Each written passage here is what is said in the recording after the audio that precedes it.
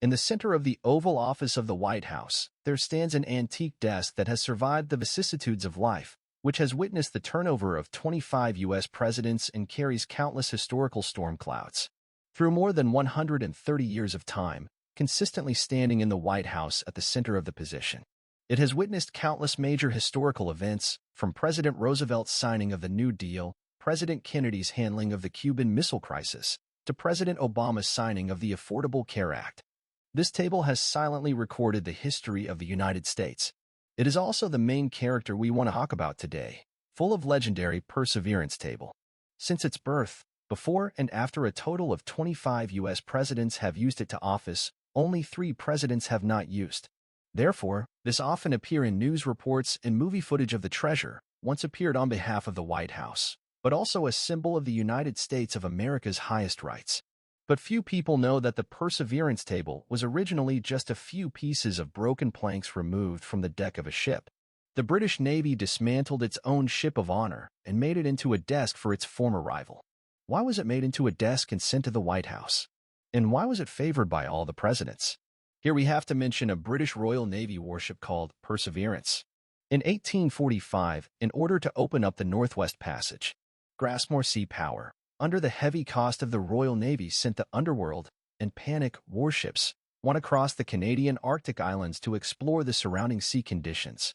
Once successful, the old route between the Atlantic and Pacific Oceans could be shortened by thousands of kilometers, and its commercial value was not insignificant. The ship was carrying the famous navigator Sir John Franklin and 133 sailors. Sir John Franklin and a crew of 133, all of whom were full of energy and hope. But then again, the name of the warship gave off an ominous vibe. Sure enough, the Spectre and the Panic were launched on May 19th, and by early July there was no word from them. No matter how the ground call, the 134 people on board did not respond. The British government and the whole country cannot believe that the level of the Royal Navy, coupled with the adventurous John Franklin, such a high level of configuration. Franklin, with such a high configuration, would still capsize.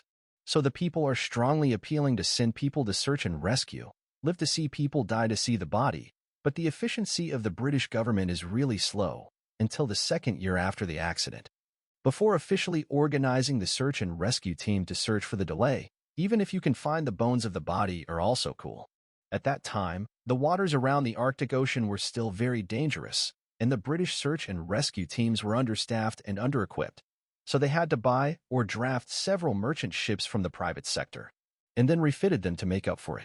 From 1848 to the beginning of 1850, there was no progress in the search. Until March 1850, the Royal Navy has a warship called Thunderbird to be decommissioned, in the spirit of waste and utilization, the search and rescue team to take the decommissioned ship over the refurbishment of the refit, so that it joined the search queue, and renamed the Perseverance. The British have a very good idea of naming the ship. The British this time the name is very auspicious, and as expected, people have not done 3 years. Perseverance, less than a year on the success. 1851, Sir Austin commanded the Perseverance along the eastern Arctic Ocean waters all the way to the past search, and finally, the search party found the original ship on Beach Island. The search party found the graves of the 3 crew members of the Spectre on the island, as well as some of the clues they had written down. After that, no matter how hard the search team searched, they could not find Franklin's group. However, based on the information available, the probability that the missing persons were dead or alive. But this vague conclusion did not satisfy the general public, so the British government had to order the rescue team to return home to rest until the winter of 1852 and set off again. Unfortunately, the Perseverance, which had done so much good work, was not to be spared this time, and struck a large ice floe, leaving the ship where it was, surrounded by more and more ice as the weather grew colder. And at the end of the day it was completely immobilized and unable to send out any signals. The crew tried their best to survive the winter, but in April 1853 there was no sign of the ice melting. If they waited any longer, the men on board would either starve or freeze to death, so the commander had no choice but to order the abandonment of the ship, leaving the crew to endure the hardships of the ice floes, crossing the line between life and death, and finally arriving at Beach Island to join the other rescue teams. Those who escaped saved their lives, but the Perseverance, which was blocked in place, became an orphan on the vast ice field. The British government did not have the energy to pull it back, but insisted on repeatedly declaring that the Perseverance is still our legal property. So this meritorious ship just so in the sea drifting, until September 10th, 1855, wandering thousands of days and nights, Perseverance was pushed by the ocean current to the waters near Baffin Bay, Canada. How amazing is this? For comparison, Baffin Bay is almost 2,200 kilometers from where the Perseverance was abandoned. Luckily, the main body of the ship is still largely intact. There was a whaler named George Henry on board. A whaler named George Henry was operating in Baffin Bay, and the people on board detected the presence of Perseverance. Captain James was so delighted that he immediately sent his men to maintain the ship, and then he personally piloted this meritorious ship back to the ship. Christmas 1856, the Perseverance finally arrived at a port in the United States.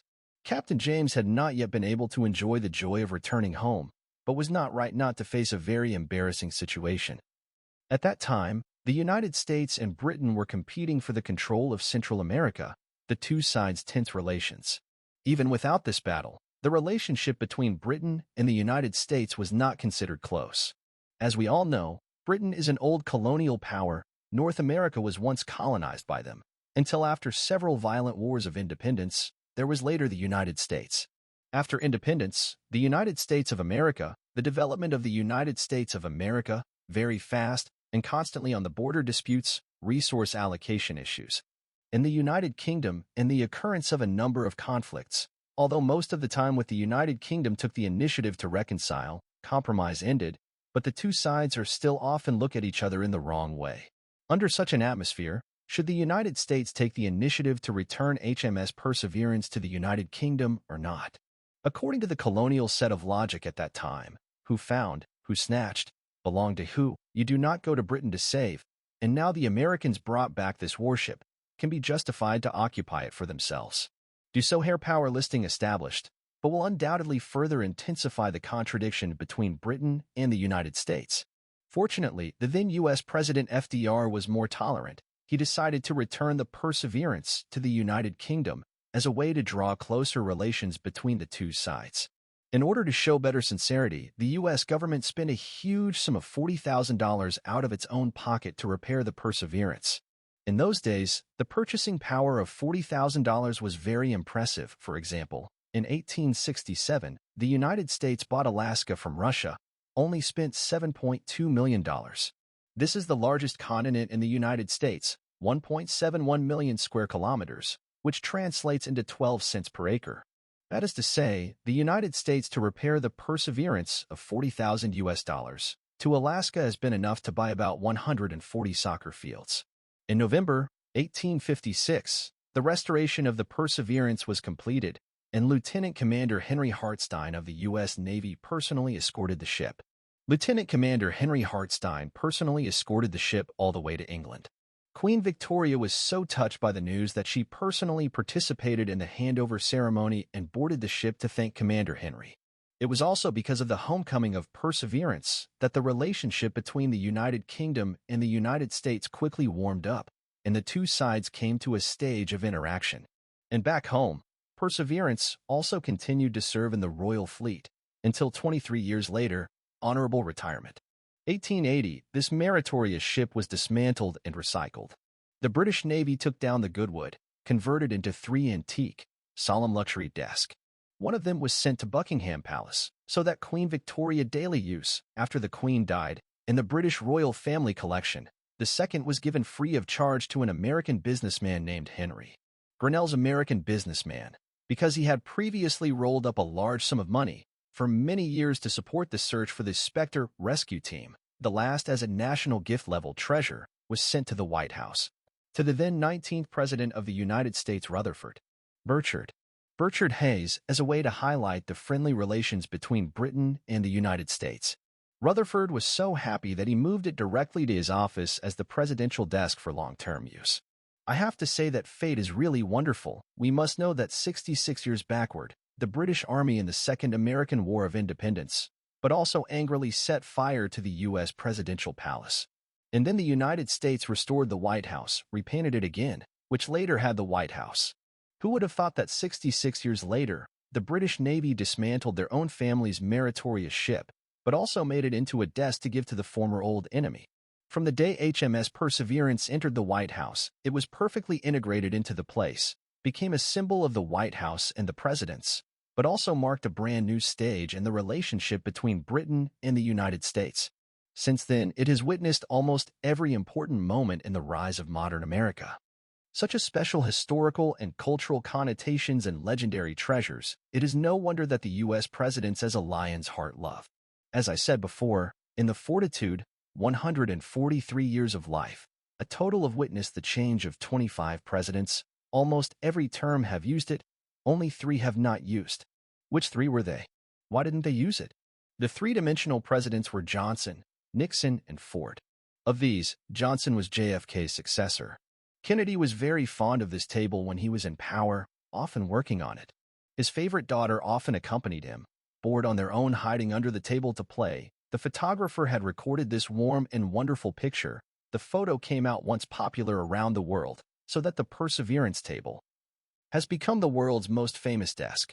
Later, Kennedy was assassinated, the American people into the pain, and once witnessed the beautiful Perseverance table has become more different. In order to remember the president, the successor Johnson did not use it, but will be given to the Kennedy Library as a collection of traveling exhibitions throughout the United States.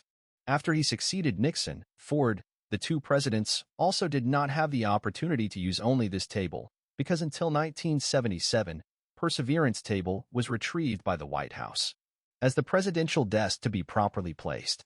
Before that, the terms of these 3 presidents had ended and they all moved out of the White House. Understanding the past life of this table, do you think it is qualified to be called a national treasure?